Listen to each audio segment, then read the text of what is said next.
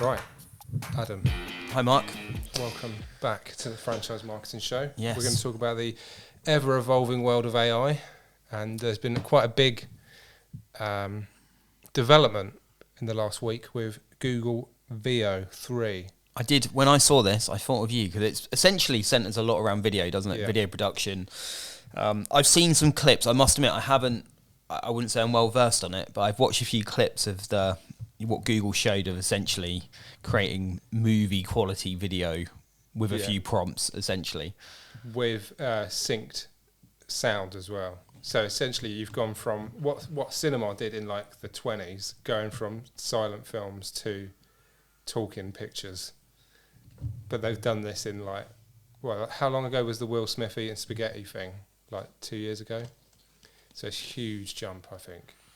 And the quality, I think, is very, very good. I broke into a zoo to prove one man is enough to fight a gorilla. So the quality's at a stage now where you think that you and I, if we were brilliant script writers and had this script for a movie, could use AI to create a movie ourselves. It would slash the price of a film.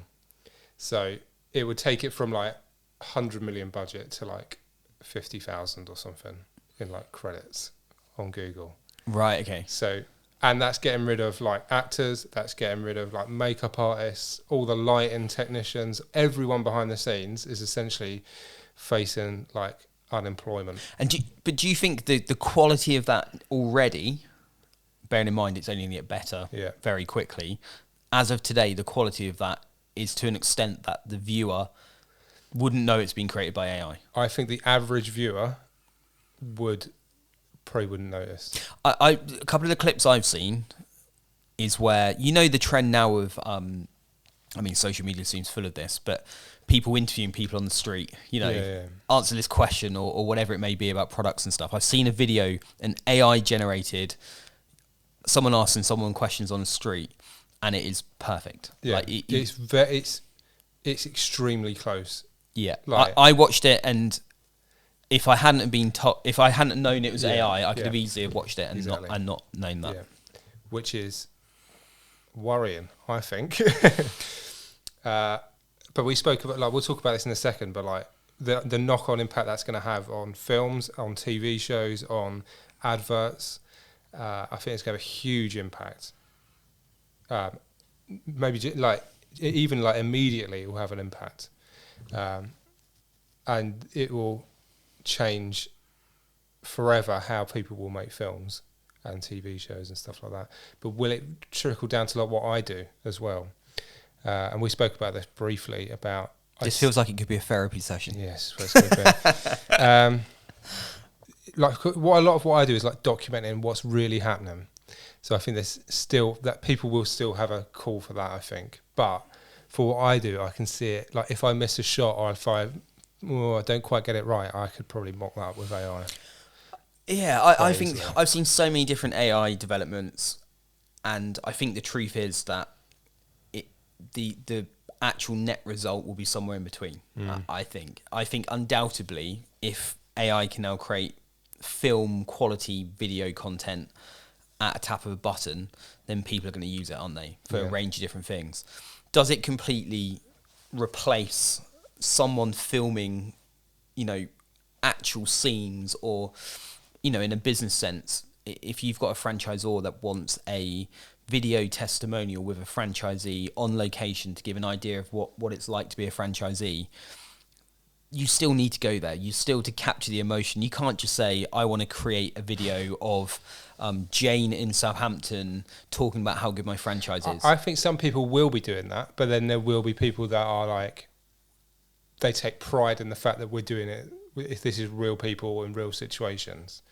And there'll be people that do it where they just mock it up with AI. But I think that's always been the case where people will do a cheaper option, a quicker option, just to get it done. And there'll be people that want to get like the real thing. Yeah. And I think that's always been a thing. I think AI as a tool to make video production better and more cost effective, I suppose. I think what this does open the opportunity to do is brands create absolute kind of film quality advertising at a fraction of the cost it would have been. So it's gonna allow brands to create better quality video, essentially. Yeah. And I think things like B-roll, suddenly B-roll is going to be developed to a stage where, you know, if you do go down and capture a video of Jane talking in Southampton about the franchise, you can use AI to create incredible B-roll to go around it.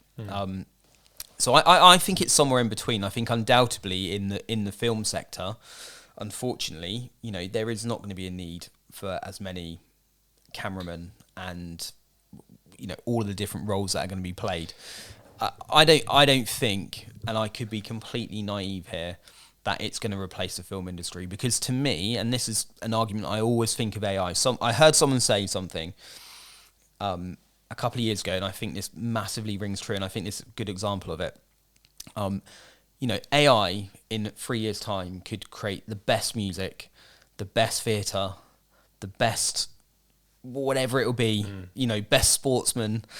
But as a human watching something, we're never going to be as impressed if it's been created by AI as we will if it's created by another human. And I think this is a really important factor in the film element, because was it Adolescence, the latest Stephen Graham thing? So one of the massive, everyone watched that, were just so impressed that it was done in one shot. That was part of the appeal for watching it, and part of the reason people thought it was just incredible, like how good the acting was, and the reason they thought that was because it was another human being able to do it. Yeah. If that was just an AI generated video of a young lad, you just type that in and it would just do it, wouldn't it? Yeah, it takes away the effort of everyone involved in that, not just like the actors in it, but all the crew that have got, everyone's a moving part, and everyone needs to know everyone's bit and what's going on. And I think that's what's impressive about it, because I've watched it all the way through, and I was like, I need to watch this again to like appreciate it in both the acting aspect and the technical aspects as well. Because like I think it was like episode 2 or 3 when the drone took off and then it landed and then like carried on, I was like I need to know how that's done. And then they released a video of like how it was done, and I was just like it's amazing. And it's the human achievement of all of that combined which made that so impressive. Now, if season 2 comes out next year and it's just AI, people are going to watch it and may still enjoy it for the storyline stuff, but it takes out all of that novelty, all of that element of it. And that's why I think that, yes, like this advancement in video creation is undoubtedly going to be used for B-roll footage or, you know, post-production. Like you said, if you've realised, wouldn't it be brilliant? Able to edit so much quicker. Yeah, all of that stuff, I think it massively replaces. Do I think that in 20 years' time we won't have Hollywood film stars because they're replaced by AI? The reality is you're probably going to have both. Like you may have an AI Hollywood film star, and that's a weird thing to say, isn't it? But I heard Gary Vaynerchuk. This is where I knew you were going to come. Yeah. Because I heard him like, there'll be like AI influencers. Wow, Gary Vaynerchuk, obviously saying that I think there already are AI influencers like being built, but he actually said, he was talking at a keynote, and he said that everyone in here's children and grandchildren, or I can guarantee you everyone in here will have children or grandchildren that marry an AI bot. I heard a thing where he said like it will save marriages. Yeah, like it. But what he's saying is that like robots and stuff, it will. I don't know. We're going on a tangent there. He has like these amazing like predictions, and he has done for years. And it's like fucking hell, yeah, he was right. Well, I think of that, and you know, getting into a world of that kind of thing sounds mad, but I still think you may end up. I think there's already, I forget where I saw it, there's like a couple of AI bands that are hitting the charts and stuff. So I think you're going to inevitably have this happen. You're going to get AI actors, aren't you? People are going to create AI films, and suddenly, especially in the, you know, probably in kids' films and stuff, like that will probably happen. You're going to get like these you really... had the first like Who Framed Roger Rabbit, where they had like Bob Hoskins with animated characters. Yeah. There'll be AI with real people. Yes. Yeah. So I think that'll happen. But I really hope, and I don't think we'll be in a world where you don't get Hollywood actors because AI is taken over, and now every film and everything we ever watch is just AI generated, because I think that takes away the magic of another human being able to do something. Like the Oscars is the biggest thing to win Best Actor, Actress, because you've sacrificed another person. You've learned. It's a craft. Yeah. Of like you're acting as a craft, and like it's a craft of creating the film as well. And this is exactly why I got into making videos and why I got into like film and stuff, was because I watched Doctor Who Confidential, and it was like the making of Doctor Who, and that was for me as much of enjoying Doctor Who, and then seeing how it was made afterwards. That was like probably 50% of why I enjoyed it, because it's like, I need to see how it's made afterwards, from like the explosions, the special effects, all that stuff. And if it's just someone typing in a prompt, that just takes out the magic of it, I think. Yeah, I just don't think it will happen.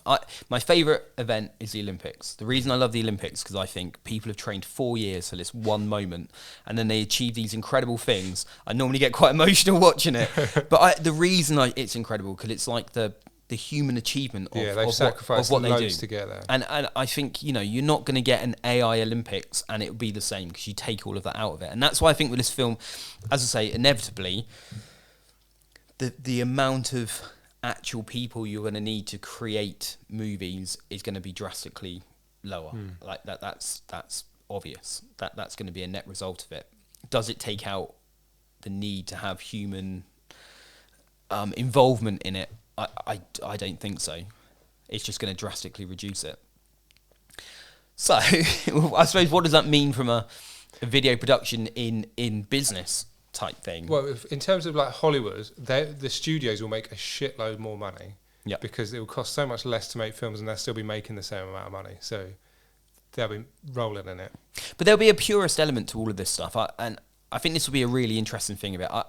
So let's take marketing as an example.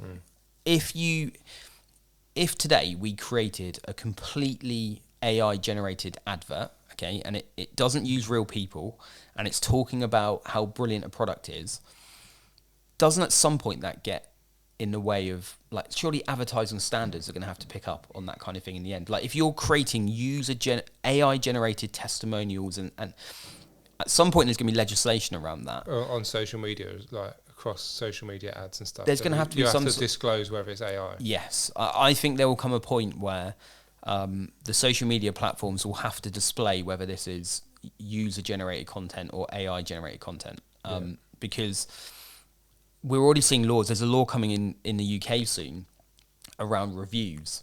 So at the moment, anyone can really put, we're 5-star rated, or this is our Trustpilot rating, and they don't always put like the live Trustpilot rating there, and then they might put the 5 stars on social media posts. There's actually legislation coming in this year where you can get heavily fined if you're not showing the actual result of reviews on your website, or if you're only showing, you put 3 testimonials and they're all 5 stars, but you're not showing the reality of it. So it's a similar kind of thing. Like I think there will end up being legislation around how you can use AI. You're going to be able to use it to make the quality better, but the actual message still has to be authentic, doesn't it? You can't go on this like show those things on the street, or go and create a franchisee testimonial of Jane in Southampton and completely make it up and make it look like Jane's a franchisee, and then use that to sell a franchise. You ruin the trust with whoever you are targeting the video at. Yeah, because it's just like you could just say whatever you want. Yeah, I don't think we'll get to that point. Inevitably, from now into some point, people are going to start doing that, aren't they? And that's going to be dangerous. But I think at some point there'll be legislation coming, and that's why I think there is a pushback at some point where actual authentic created content will become even more valuable than it is today, because I think that in a world where there is just never-ending volumes of content, because that's what we're going to have over the next few years, isn't it? It's just going to be endless. We're already drowning in it. In crap. It's gonna 100 times what we see now in terms of the volume of content. And you won't be able to tell what's real and what's not until, like you say, like some sort of law comes in that tells us what's what. And I think at that point, the people that are creating authentic video, and it's obvious that, these are real people, these are real testimonies, there's a real insight into a business, that content becomes much more valuable than it is today, probably. I think. Yeah, I hope so. but it's interesting, isn't it? Because there's so many. I suppose no one quite knows how it plays out. I think, yes, like all of these AI advances, there are going to be situations where it does replace people in these big production companies and different things like that. It's inevitable, isn't it?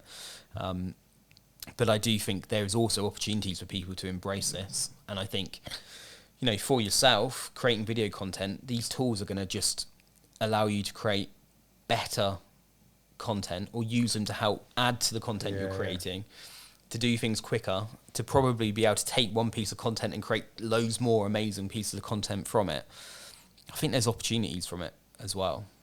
Yeah, like with every sort of problem, there's opportunities with it. So it's just like, I think I panicked when I first saw it. I was like, oh, fucking hell. Yeah. Which I think is a quite a normal reaction. Yeah. Because I didn't think it would be this quick, that it would get this good. The thing is, though, if a business owner wants to create video content, it's all well and good having, you can type a prompt into something to create the content, but you still need the years of experience of someone who's created video content to coach you in that and to strategize and say, well, actually, this is what makes a good video. This is how long we're going to aim for it to be. These are the key elements you want in here.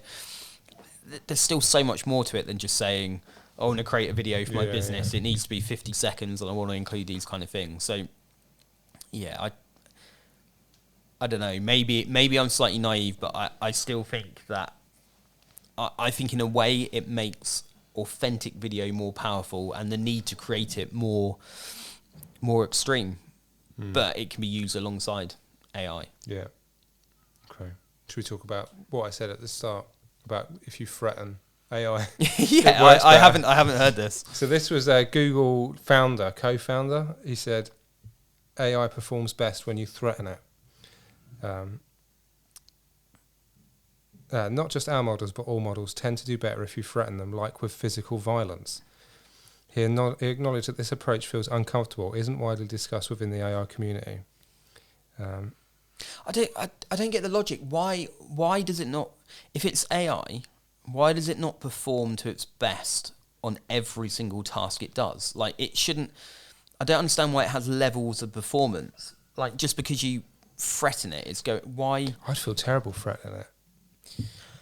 I've started not talking to it. Like, when I say not talking to it, but I know I used to say, like, hi, I really want to create this, thank you, and like, please and thank you and stuff. Yeah. But I did see the whole thing about actually that just wastes loads of energy processing. Like, you don't need to say please and thank you to AI.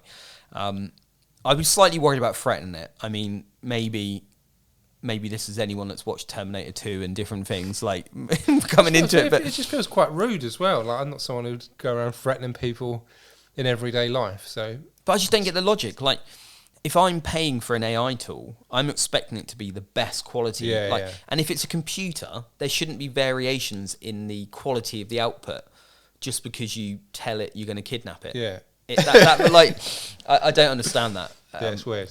And the fact I thought I should bring it up because it was in like the news this morning when I saw it. So maybe we should do an experiment on that. Well, you can threaten it and I'll treat it nicely. We'll see who gets better. Yeah. I'm not threatening it. The better response back. Yeah. So where do you think video will go? I suppose, in terms of, I mean, for the content that you create, I suppose let's put it in terms of like a franchisor creating content. Like, I always think, and we say this all the time, and I still don't think franchisors do it enough, but as an absolute minimum, every franchisor should be creating video content, and they should have a videographer at their conference. Like, it's the one day a year where you've got every franchisee in the same building. If you can get a room on the side, and every franchisee has 5 minutes, 10 minutes where they go in there, create testimonials, you've literally got all your content for a year, potentially, haven't you? You can use it for customer content, franchise recruitment content. So I think if you take this, let's say you went to a conference, you filmed for a day, you've got footage of 20 franchisees, all giving testimonials about franchise recruitment, but also maybe all talking about their own local business as well. If you then use AI to create B-roll footage around all of that and localize it all, surely that adds a massive element to what you can do from that one day's filming. Yeah. It would probably double or triple the amount of stuff you can get from it. Every tool that I've tested and tried, that you initially, I think it's a natural reaction to fear, a lot of it, isn't it? And I get it because, as I say, I do think that I've seen some of this Google Veo stuff, and it's off the scale in how good it is, and it's inevitably going to take over some elements of film, video. Well, I think in a year, I could say, I'll message you and say I want to do a podcast about this. You give me like 5 bullet points, and I put that into an AI, and it makes this. Yeah. You wouldn't even have to come down to my office. It can make us look better as well. I'm gonna have hair. Yeah, it will. But is it as authentic? Like, podcasts. You're gonna get AI generated podcasts. They will already be out there now, I'm sure. But do I want to listen to them at the moment? I don't think there's gonna be a time when I would listen to. Oh yeah, I hate human podcasts. Like, they're awful. I'm definitely only listening to AI ones. Maybe that's a really naive prediction, but I can't imagine it at the moment though. Like, because the ones I listen to is like very. Oh no, this. I like the interaction between the two people or whatever, and like I like how that works. Yeah, but you could fake that with AI. Yeah, you could.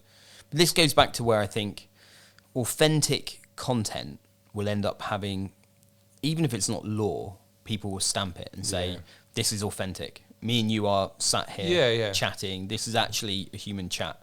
And you'll know because of all of the imperfections of people talking and stuff, probably, won't you? And like, going, like exactly. The AI content won't have that. Well, maybe it will. But I still think that, certainly as of today, and I hope ever, the need for human-created content is needed, and it will get more important. Cool. I hope so. Yeah, I can see as a videographer why you like these tools would be there, but I think for yourself, to me it creates so much more possibilities. Like, if you take what you could film in a normal day and what you could then go away and use AI to create around it, speed up the process immeasurably. So that gives me more time to make more stuff. Yeah. So that's a good thing. Sorry, I didn't understand. Fucking hell. Whoa. Google's listening. Yeah. All right. I think that'll do for now. Cool. Thank you for coming down. Thanks, Appreciate Mark. it. It'd be good to it's good to record these every time we test an AI product. We'll keep doing it, and I think what'll be really interesting in 10 years, watching it back and realise how wrong we were about how the world's going to change. Watch these back and from our nuclear bunker somewhere. Cool. See you later. See you later.